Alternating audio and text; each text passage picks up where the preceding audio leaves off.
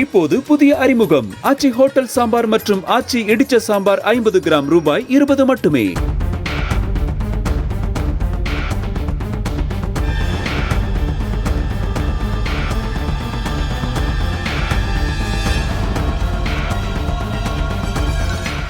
நாமக்கல் மாவட்டம் கொல்லிமலையில் 1 கோடி ரூபாய் மதிப்பில் இரவு வான்பூங்கா அமைக்கப்படும் என வனத்துறை கொள்கை விளக்க குறிப்பில் தெரிவிக்கப்பட்டுள்ளது.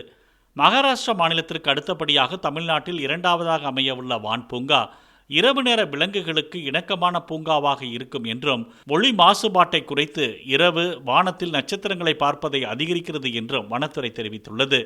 மேலும் தமிழக கடற்கரை பகுதிகளில் ஆமைகளை பாதுகாக்கும் பொருட்டு வருடத்திற்கு 1 கோடி ரூபாய் செலவில் ஆமை பாதுகாவலர்கள் ஈடுபடுத்தப்படுவார்கள் என்றும் வனத்துறை அறிவித்துள்ளது. கோயம்புத்தூரில் உள்ள உயர் பயிற்சியக மரபியல் பிரிவில் பூர்வீக இன விதை பெட்டகம் 10 கோடி ரூபாய் மதிப்பீட்டில் நிறுவப்படும் எனவும் தெரிவிக்கப்பட்டுள்ளது.